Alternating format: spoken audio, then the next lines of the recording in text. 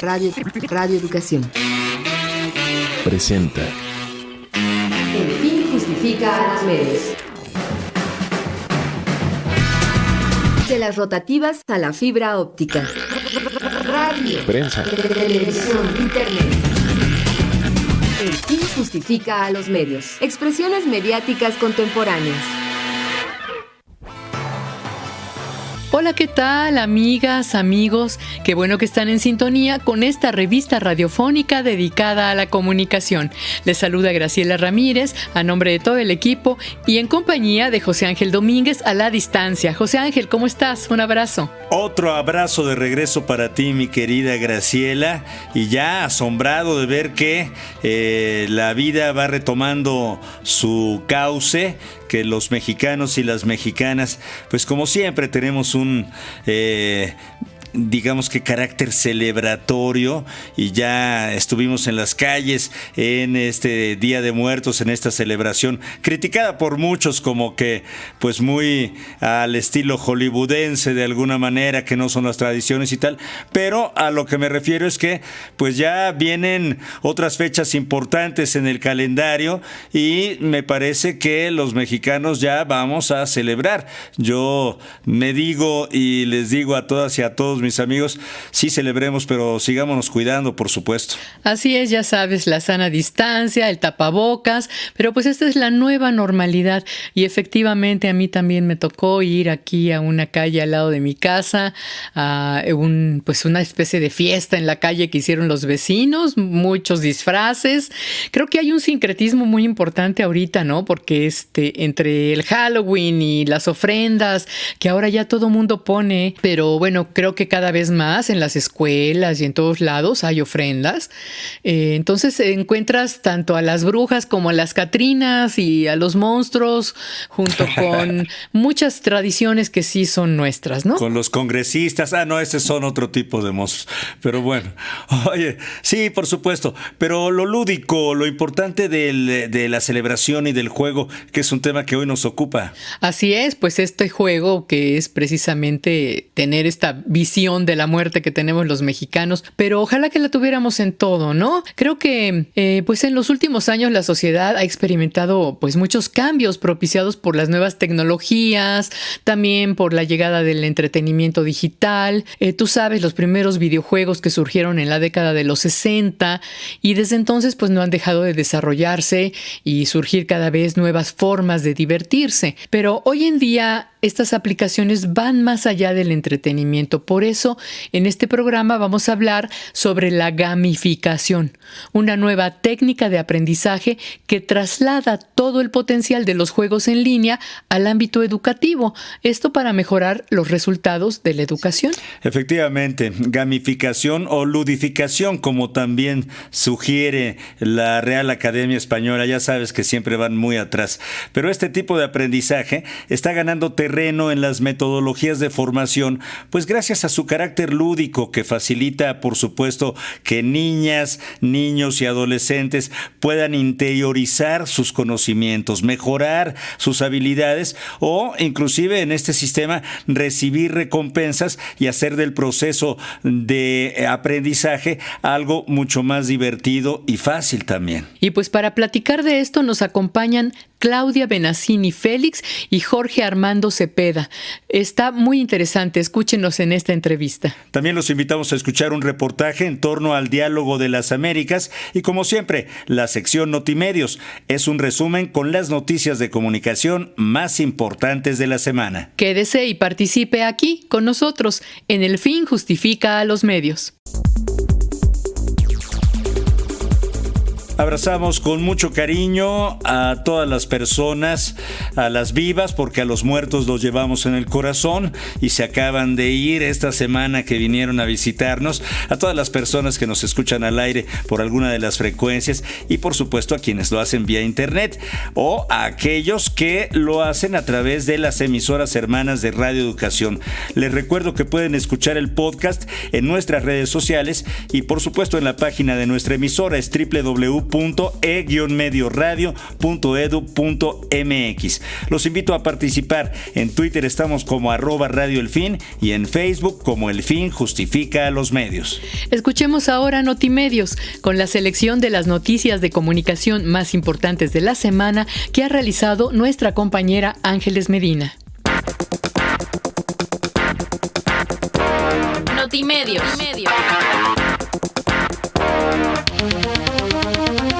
En Acapulco, Guerrero, falleció el fotoreportero Alfredo Cardoso, fundador del medio digital Dos Cosas, quien había sido secuestrado y baleado por hombres desconocidos. El reportero gráfico fue sacado de su domicilio la madrugada del 30 de octubre frente a sus familiares, quienes horas más tarde lo localizaron en el estacionamiento con 5 heridas de bala. El periodista fue trasladado al hospital y murió debido a que un proyectil expansivo se alojó en su intestino. Por estos hechos, periodistas de Acapulco bloquearon la avenida costera Miguel Alemán para exigir el esclarecimiento del crimen. Luego se dirigieron a la oficina regional de la Fiscalía General del Estado, donde demandaron frenar el hostigamiento y las agresiones contra reporteros. En Guerrero, un grupo de periodistas y comunicadores llamaron al presidente Andrés Manuel López Obrador, a la gobernadora del estado Evelyn Salgado y a las autoridades responsables de impartir justicia a que den una muestra de responsabilidad y no dejen que los crímenes contra el gremio queden impunes. Los periodistas manifestaron su rechazo absoluto a los asesinatos de reporteros en la entidad y remarcaron la urgente necesidad de que se acabe la impunidad, pues señalaron que un asesinato no castigado es una invitación expresa a cometer otro. México ocupa el 6º lugar en el índice de impunidad global del Comité para la Protección de los Periodistas. En su reporte, el comité destaca que al 31 de agosto se habían documentado como mínimo 3 casos de asesinatos de periodistas con absoluta impunidad este 2021 y que en 2020 4 comunicadores sufrieron la misma suerte, una cifra solo superada por casos de comunicadores ultimados en Afganistán. Con estos datos, el organismo alertó que en el 81% de estos crímenes en los últimos 10 años nadie ha sido enjuiciado. En noticias internacionales, el director general de Facebook, Mark Zuckerberg, dio a conocer que su compañía cambiará de nombre a Meta, en un esfuerzo por abarcar su visión de realidad virtual para el futuro, lo que el empresario llamó el metaverso. Con este cambio en el nombre, Facebook ya no abarcará todo lo que hace la compañía, solo se convertirá en la denominación de la red social que lleva este nombre. Facebook dejará de usar el polémico sistema de reconocimiento facial en respuesta a preocupaciones sobre la privacidad de los usuarios. Este cambio acaba con una función que identifica automáticamente a las personas que aparecen en las fotos y videos de los usuarios de la red social, una función clave para que Facebook construyera una biblioteca global de rostros que generó gran controversia. Hasta aquí las noticias de comunicación más importantes de la semana. Le invitamos a que revise la sección completa en nuestras redes sociales. Pues ya lo escucharon ustedes, amigas, amigos. Les invitamos a consultar Notimedios en nuestras redes sociales. Y tenemos varios mensajes de las amigas y amigos radioescuchas interesados en el tema del 28 de octubre del 2021, mi querida Graciela, que fue un homenaje al gran periodista mexicano Miguel Ángel Granados Chapa. Y Gerardo Rendón nos mandó saludos a todo el equipo y nos dijo qué mejor manera de recordar al maestro Miguel Ángel Granados Chapa. Lorenzo Sánchez dice: realmente conmovedor escuchar la propia voz de Miguel Ángel y de Virgilio Caballero, grandes periodistas, así como escuchar a Pepe, Humberto y Elvira, grandes maestros. Me tocó escucharla en Radio UNAM, en la mesa de Radio Educación, leerlo en Reforma y Proceso, en fin, maravilloso recuerdo del gran maestro, dice Lorenzo Sánchez. Gracias. Roberto Sierra dice: gracias por dedicarle este programa al maestro Granados Chapa, pero ¿por qué no dieron los nombres de las empresas de mi mensaje de hace 8 días, es decir, Televisa y Televisión Azteca. No tengan miedo, yo soy responsable de lo que digo. Saludos, y te manda saludos a ti, José Ángel. Y yo le digo a Roberto Sierra que se me hace que se distrajo por ahí, porque sí lo dijimos, y como prueba está el podcast. Si quiere, escúchelo, y lo dijimos con todas las palabras. Televisa y Televisión Azteca. A las pruebas nos remitimos. Bueno, ahí está. Un abrazo, Roberto. Gracias por los saludos. Ángel Cervantes, en honor del maestro Granados Chapa, les recuerdo que fue el primero que nos enlazó a este servidor Cervantes, dice, con el llamado comandante Marcos a través de Radio Universidad, en donde el comandante Marcos señaló la criminal enseñanza de fumar pipa en señal de los niños de Chiapas a comprar sus pipas, favoreciendo el tabacocidio. Saludos al maestro Gabriel Sosa Plata, dice el señor Ángel Cervantes. Carolina Colín nos dice, excelente programa, qué maravilloso, con voces tan prestigiadas, y nos manda saludos a todo el equipo. Igualmente, Carolina, gracias por escucharnos. Obsidiana Granados Herrera dice, emocionada y nostálgica de escuchar este programa. Nos hace falta escuchar la opinión de Miguel Ángel Granados Chapa en estos tiempos. Gracias por siempre difundir su legado y sus valiosas aportaciones en cada lugar donde colaboró. Abrazos, por supuesto. Y aunque ya no está, bueno, y eso de ya no está es un decir, porque está su enseñanza, su legado, su decálogo tan importante que los periodistas jóvenes y viejos tendremos que aplicar en todo momento, querida Graciela. Así es, José Ángel, lo recordamos cada vez que su aniversario, pero también en el ejercicio periodístico de todos los días. Creo que hay muchos periodistas que fueron influidos por su pensamiento y que tratan de seguir estos preceptos. Pues los invitamos a participar. En Twitter estamos como @radioelfin, en Facebook estamos como El Fin Justifica a los Medios, y ahora vamos a escuchar el reportaje que preparó Miroslava Jasso sobre el diálogo de las Américas. El reportaje.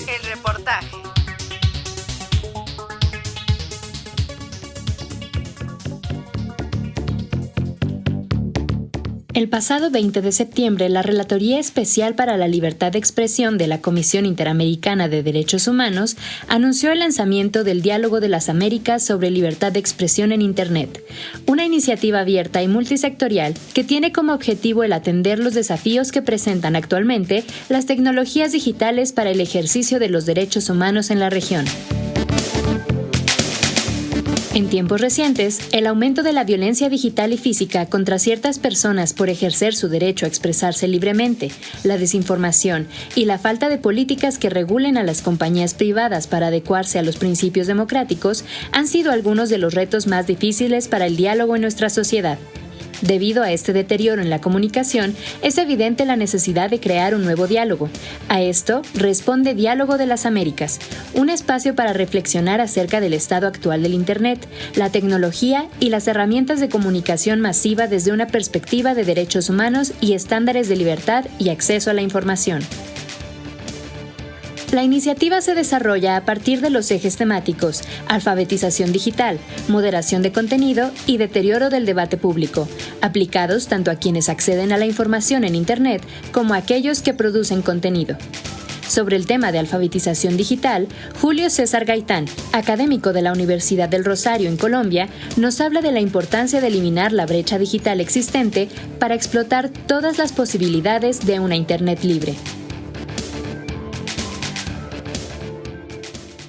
Creo que los problemas de libertad de expresión y de enriquecimiento del debate público preceden desde luego a Internet. Lo que pasa es que Internet es una herramienta que desde luego soñamos con ella al principio, una maravillosa herramienta de acceso al conocimiento, de acceso a la información, de ampliación del debate público, pero en lo que yo percibo particularmente es que en su desarrollo se han exacerbado igualmente esas asimetrías de poder que se presentaban con anterioridad a Internet, y es principalmente esas asimetrías crecientes de poder en los entornos digitales, entre los estados y los individuos, entre las grandes compañías y los pequeños grupos, entre los grupos dominantes y hegemónicos y los grupos marginales que no tienen tantas posibilidades técnicas de comparecer al espacio público. Son esas asimetrías las que vienen un poco desilusionándonos en relación con las promesas que traía Internet para la libertad de expresión y para el acceso a la información y, por supuesto, para un debate público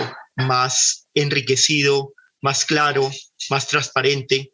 Entonces, reitero, por una parte tenemos una herramienta que nos posibilita libertades de expresión que antes no nos permitía los medios tradicionales, la televisión unidireccional, la radio unidireccional, cambian cuando la ciudadanía puede intervenir a través de diversos canales. Pero reitero, esas grandes posibilidades de Internet se ven frustradas cuando se crecen las asimetrías y cuando esas promesas iniciales de una Internet libre, descentralizada, neutra, comienzan a verse coactadas precisamente por esas asimetrías de poder y por la aparición de grandes jugadores como son los estados que nos vigilan, que nos intimidan, que nos perfilan, o lo mismo para las grandes compañías.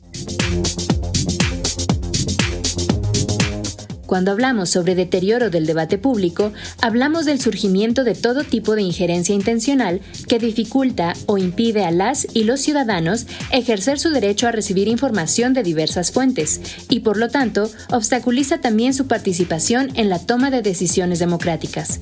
Al respecto de este tema, escucharemos a Gerardo de Icaza, director del Departamento de Cooperación y Observación Electoral de los Estados Americanos, quien nos hablará sobre los riesgos de la desinformación en redes sociales para los procesos electorales. Creo yo la inmensa diferencia que hay entre hace unos años, hace 10 años, que no había este acceso tan a la mano de las personas de información, pero también de desinformación. La gente no solo tiene más acceso a información, tiene más acceso a desinformación en sus manos. Es que ya todo mundo también es un experto, ¿no? Entonces, una persona que no tiene absolutamente ninguna capacidad analítica porque no ha estudiado el tema electoral, por decir de alguna forma, comparte un video en alguna de sus redes sociales y se vuelve viral porque justamente las redes sociales lo que premian es lo extravagante, es lo nuevo, la novedad del minuto, pero también lo radical o lo reaccionario en dado caso, y eso es lo que tiene más clics, eso es lo que tiene más RTs o más de compartir, y eso beneficia, insisto, pues económicamente a las empresas de redes sociales, y se vuelve un círculo vicioso en donde la imagen de una elección puede ser una imagen total y absolutamente distorsionada de lo que realmente fue. El último de los ejes del diálogo es la moderación de contenidos, que es la práctica organizada de filtrar el contenido generado, visto por los usuarios y publicado en línea. De este elemento depende la eliminación del contenido, o si dicho contenido es priorizado en las búsquedas. Respecto a este tema, escucharemos a la profesora María Juliana Soto, docente e investigadora de la Universidad ICESI de Colombia, quien hablará sobre la importancia de conocer más acerca de la moderación de contenidos y discursos de un espacio público. Bueno, pues la moderación de contenidos cumple un rol determinante en la manera en la que actuamos en Internet, en lo que vemos, en lo que podemos compartir.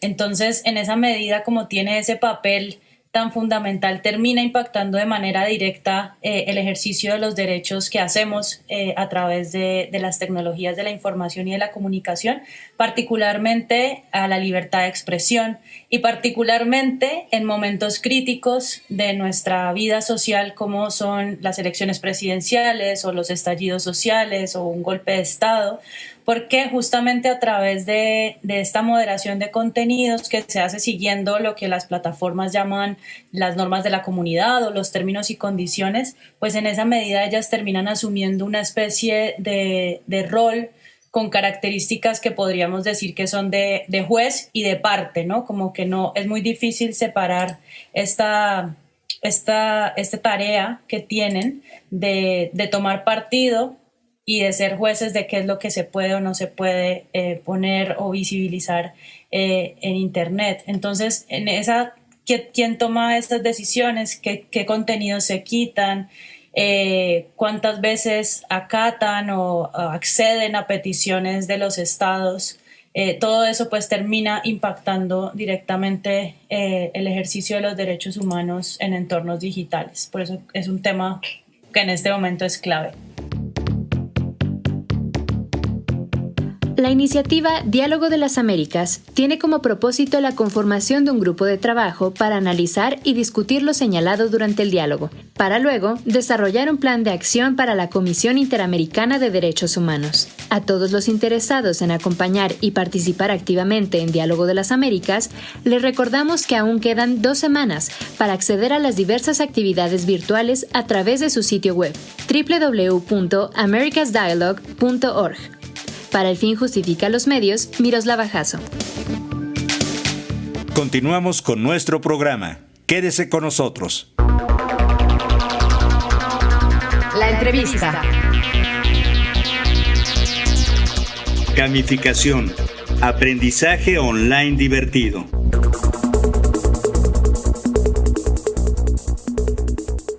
La gamificación es una técnica de aprendizaje que traslada todo el potencial de los elementos del juego al ámbito educativo, todo para mejorar los resultados de las y los alumnos en clase.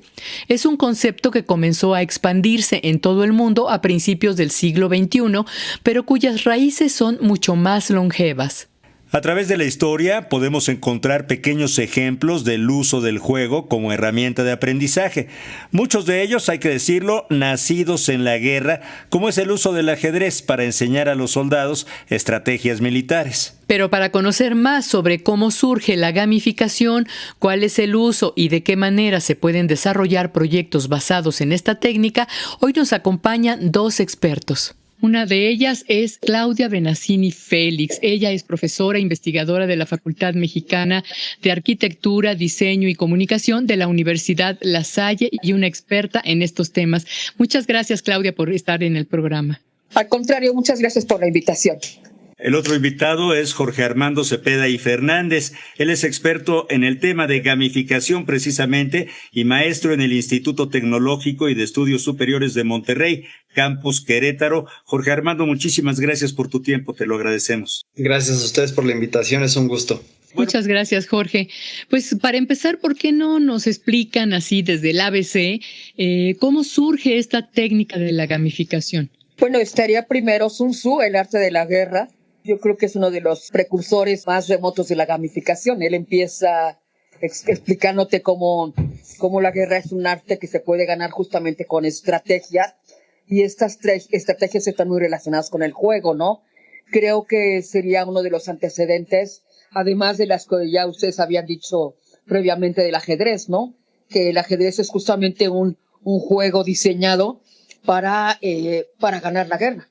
Una estrategia que te permite ganar la guerra si lo practicas adecuadamente y si desde luego lo practican las personas adecuadas, ¿no? Claro. Qué bárbara, Claudia, te fuiste hasta Sun Tzu y después a estos, bueno, el ajedrez por supuesto que es también de larga historia.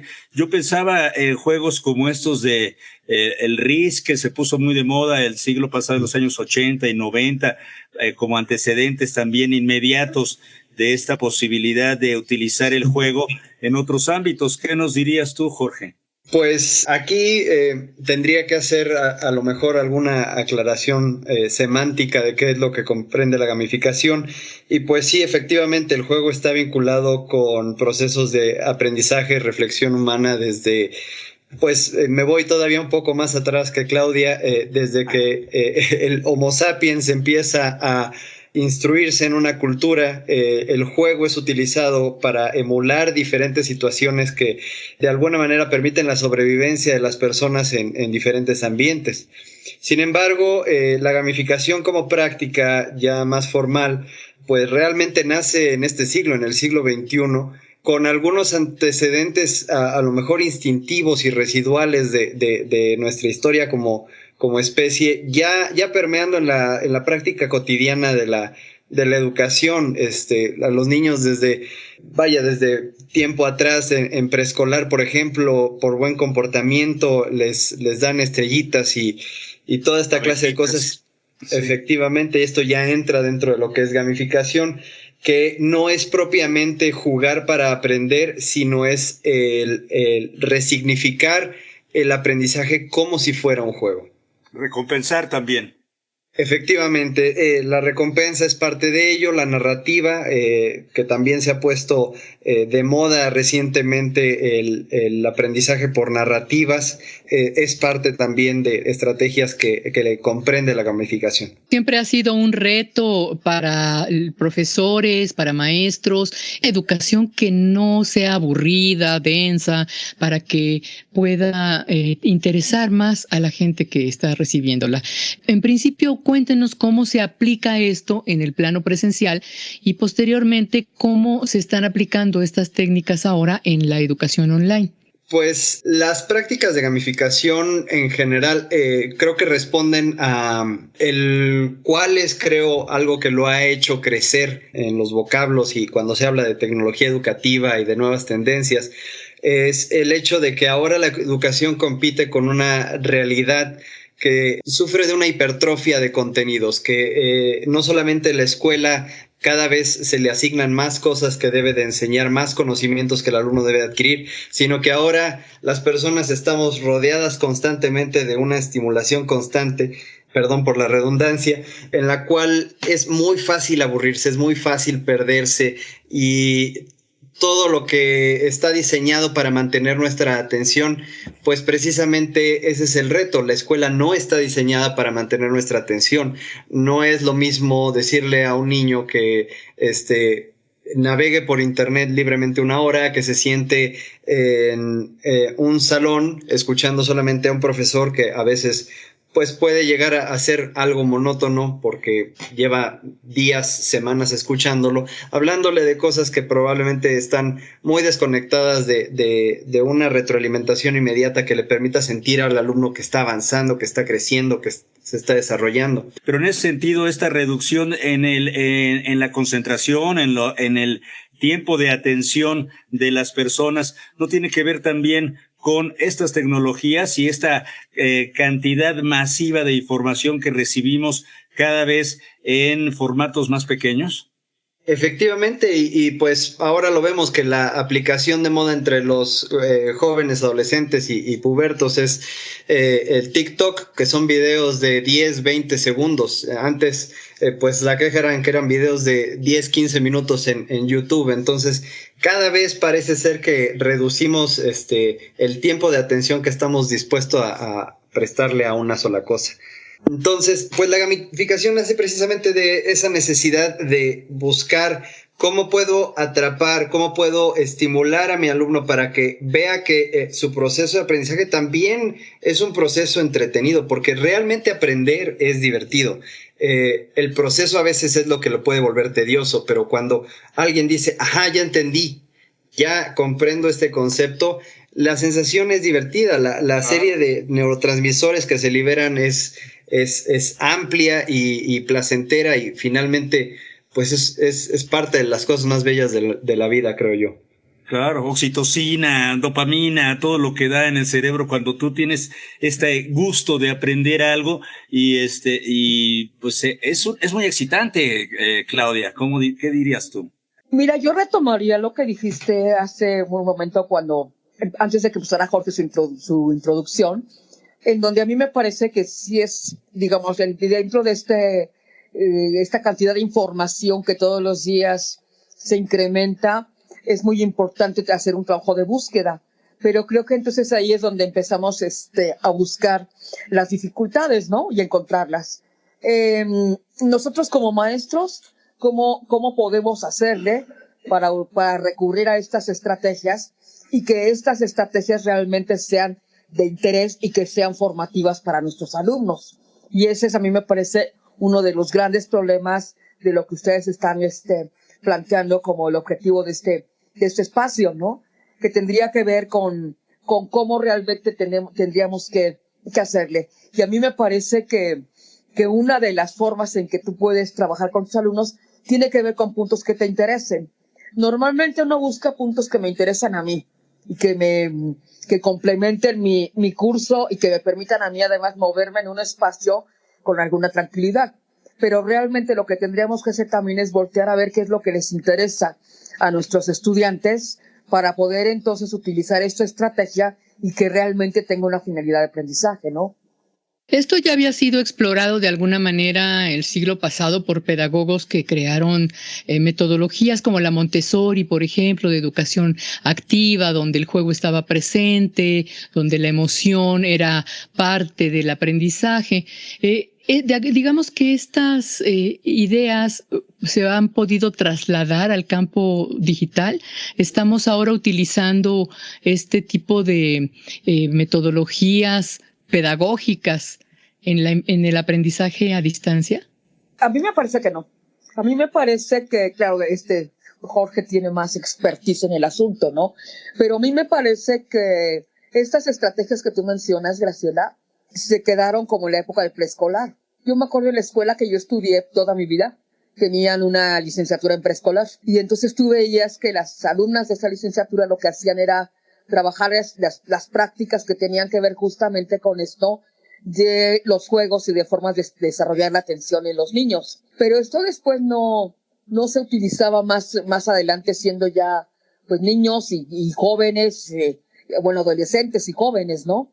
Sino que realmente se deja mucho al maestro la posibilidad de que él sea el responsable de explorar estos contenidos. Y esto además en época de pandemia se complicó muchísimo, porque entonces teníamos a un grupo de alumnos encerrado todo el tiempo en su casa durante año y medio, y además buscando algunas estrategias que realmente puedan llamarle su atención. Yo creo que la percepción que yo tendría es que tampoco nos han capacitado adecuadamente para poder hacer este uso de la gamificación, y que la gamificación nos permita trabajar con nuestros alumnos desde una perspectiva distinta. Claro, diríamos tal vez que se han hecho obsoletas ciertas técnicas pedagógicas en la enseñanza, Jorge, porque yo veo a los jóvenes, por ejemplo, utilizando juegos como, no sé, o plataformas como el Nintendo, el PlayStation, el Xbox y por supuesto sus teléfonos celulares inteligentes, ¿no?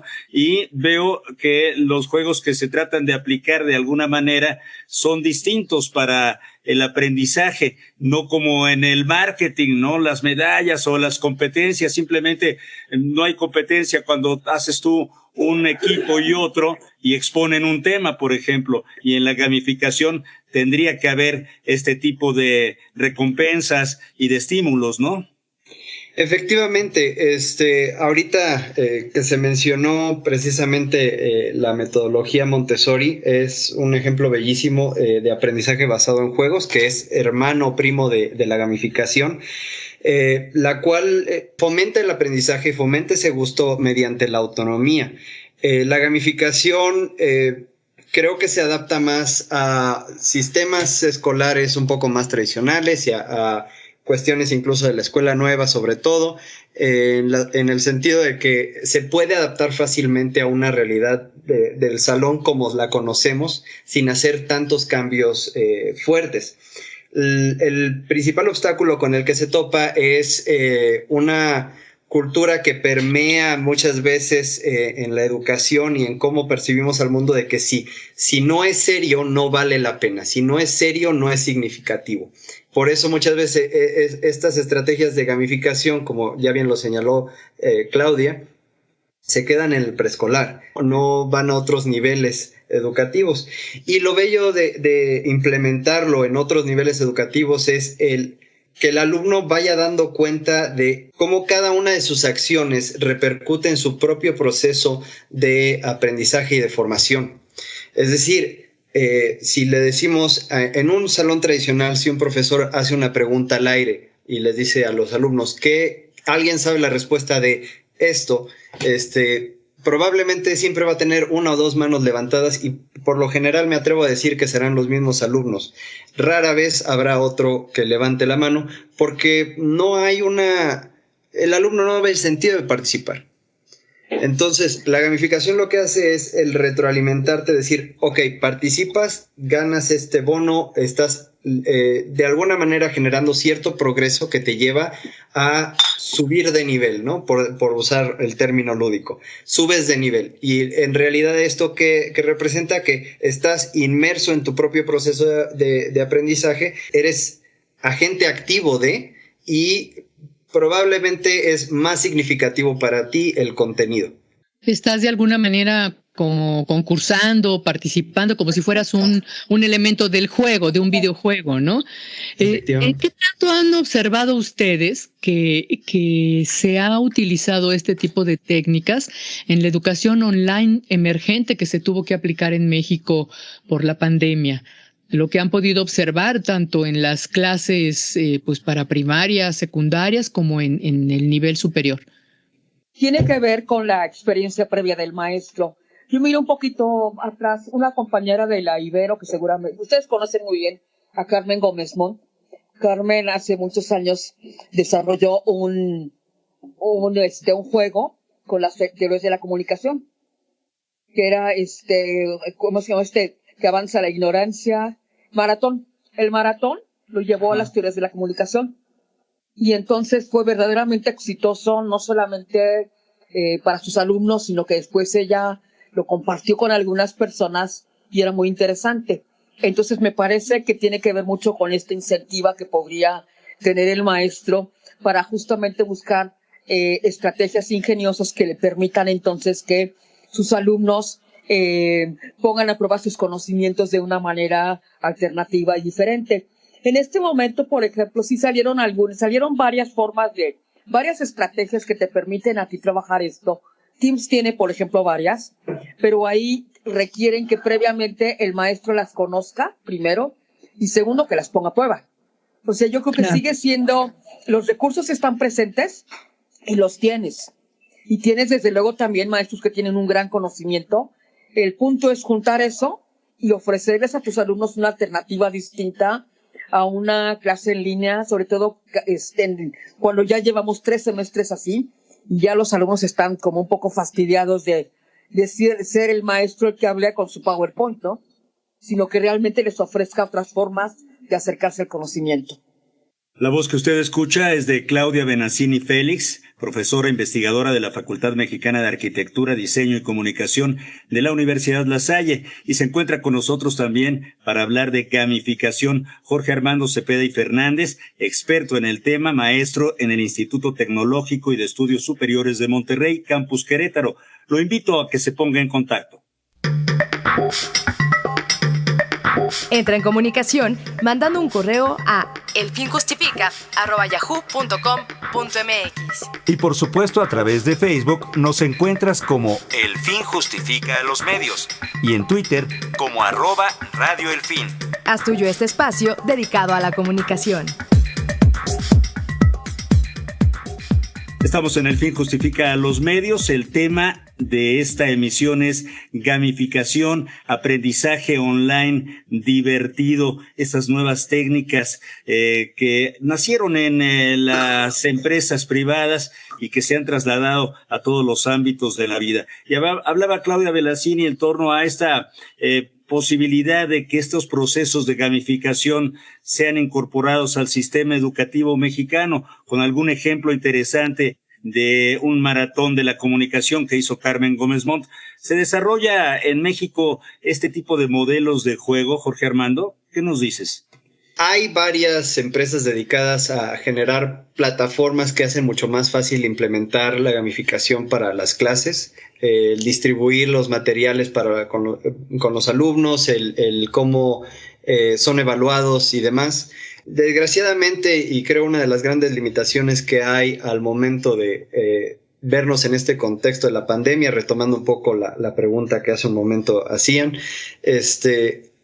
pues efectivamente ya se declaró, no hubo una capacitación prudente para los profesores, todo fue básicamente emergente cómo se estuvo manejando.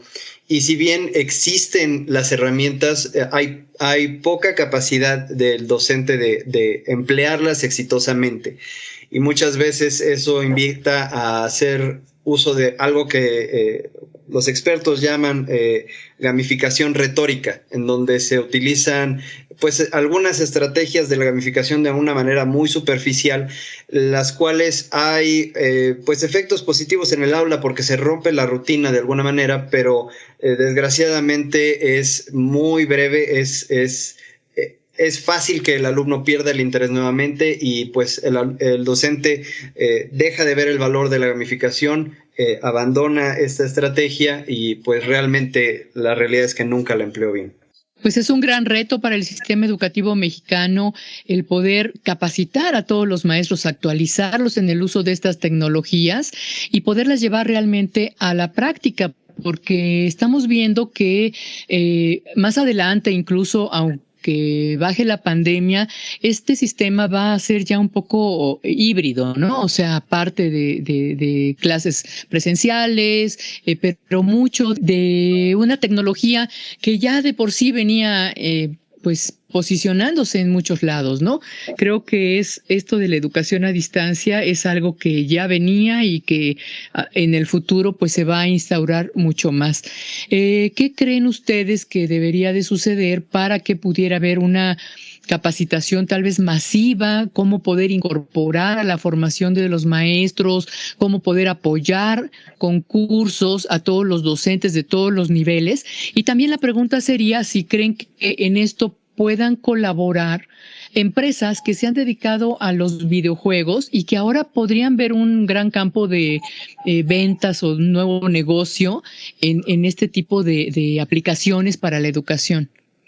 Bueno, yo empezaría por lo que tú estás, por la última parte que tú manejaste, Graciela, que tendría que ver con esta posibilidad de que estas empresas pudieran intervenir y apoyar la educación. A mí me parece muy importante. Creo que a final de cuentas es una opción muy interesante que bien podríamos explotar. Yo creo que el gran problema es presupuestal. Uno, es decir, ¿cuánto cuesta eso? Y cuántas instituciones realmente lo pueden costear.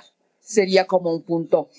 Si nos vamos, por ejemplo, a la educación pública, parece mentira, pero cuando han querido introducir cierto tipo de modificaciones, el sindicato de maestros siempre ha intervenido pues para que no se modifiquen de manera importante los procesos educativos.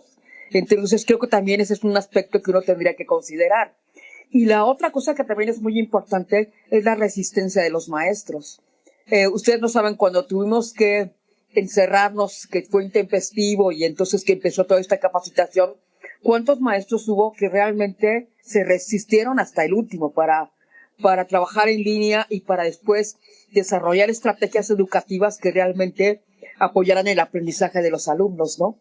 Claro, y ahí también tiene que ver de alguna manera, me imagino, Claudia, con una cuestión generacional también, ¿no? Que estos maestros formados en estas pedagogías tradicionales se resienten un poco de plataformas, de contenidos, de etcétera, etcétera, que no manejan del todo, y ahí puede haber una gran complicación.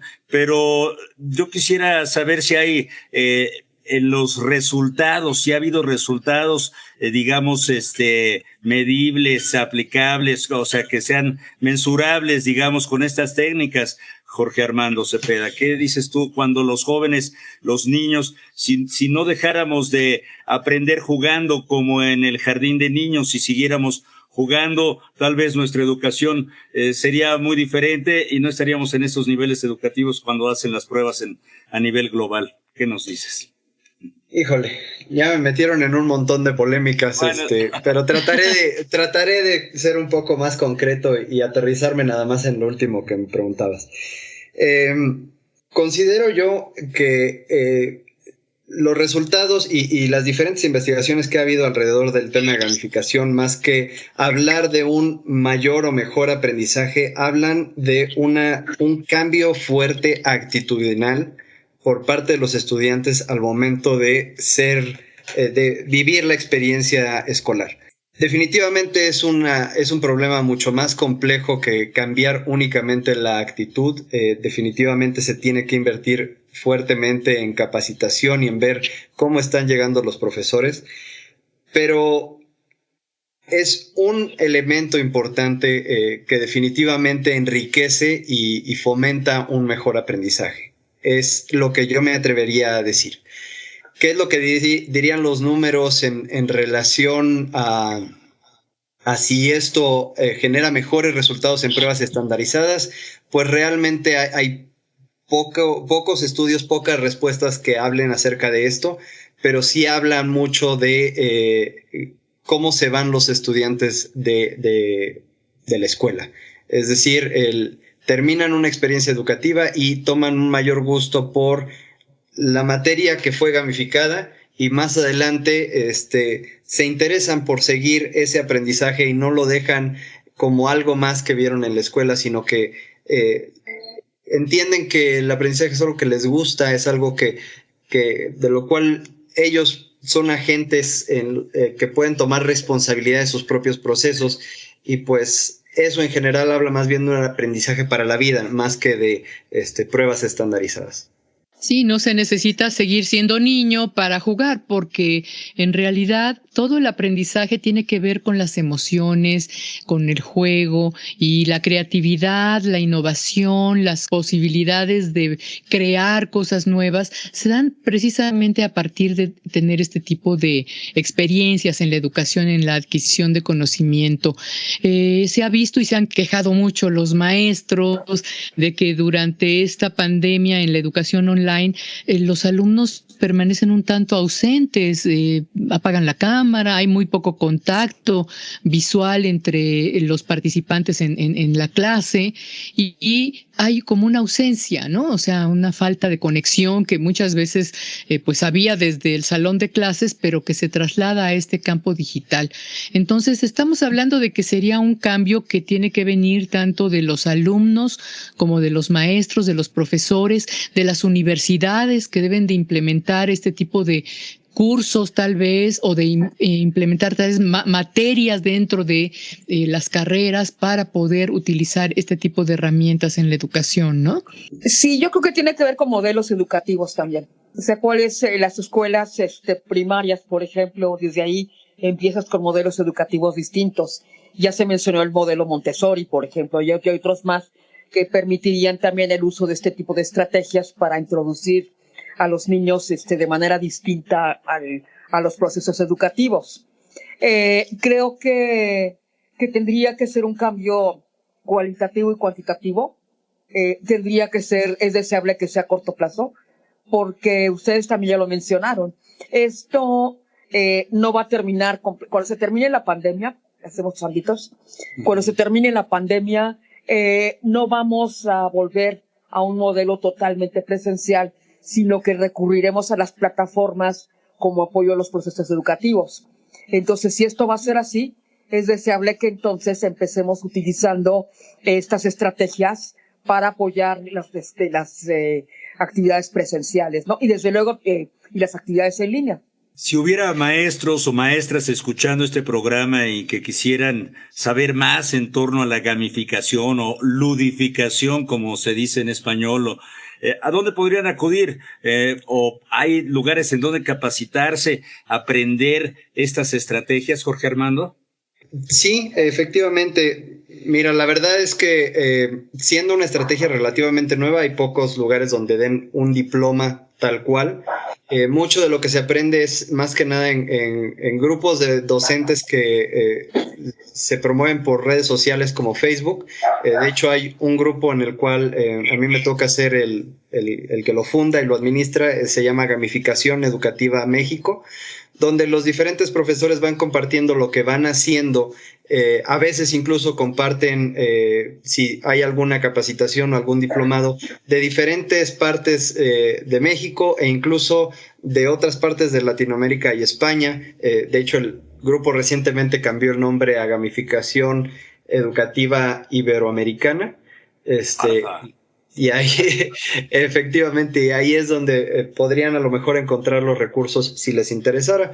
Nada más añado dos anotaciones que me parecería negligente no decir. La primera es, la gamificación definitivamente es una herramienta que enriquece y hace muy bonito el proceso de enseñanza-aprendizaje, como le llamamos comúnmente. Sin embargo, no es una panacea. No resuelve todos los problemas que hay actualmente. Y la segunda es que también no es una estrategia que esté hecha para cualquier tipo de profesor. Creo que debe haber una afinidad hacia lo lúdico para que realmente uno lo pueda implementar exitosamente. Pues ahí está. Pues todo un reto. Esperemos que la Secretaría de Educación Pública, que también las escuelas privadas, los propios profesores, y bueno, esto que nos cuentas, pues apunta a que hubiese un movimiento, aunque sea limitado, de gente interesada en promover este tipo de estrategias para tratar de que la educación pues sea más efectiva, más lúdica, más creativa, también que pueda generar pues personas con mayores posibilidades de proponer cosas nuevas, ¿verdad? O responder a los retos nuevos que se están presentando en el mundo, y para lo cual pues necesitamos justamente esas nuevas visiones, que en la educación se nos permita inventar, disfrutar, hablar. Querida Graciela. Así es. Pues les agradecemos muchísimo, Claudia Benassini, Félix, Jorge Armando Cepeda y Fernández. Muchísimas gracias por esta introducción a lo que es la gamificación educativa. Gracias. Al contrario, como siempre, gracias por la invitación. Solamente que yo quería anotar un último punto, digamos, apoyando lo que dice Jorge, ¿no?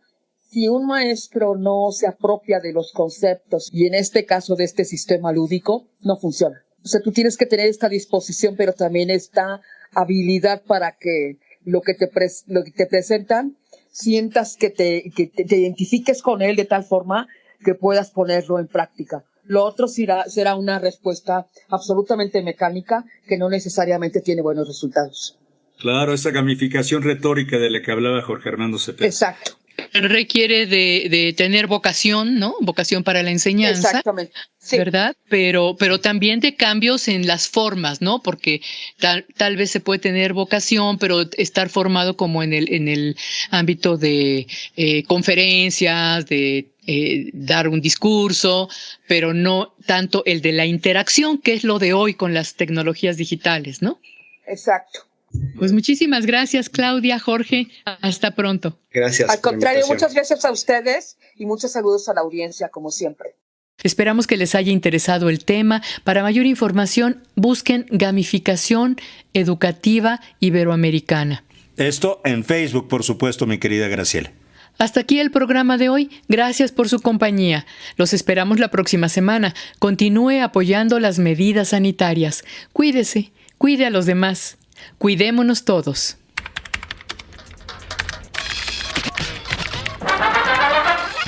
Radio Educación presentó El fin justifica a los medios. Expresiones mediáticas contemporáneas. El fin justifica a los medios. Trabajamos Luis Oropesa, Miroslava Jasso, Ángeles Medina, Alexia Cervantes y José Ángel Domínguez en una producción de Graciela Ramírez para Radio Educación.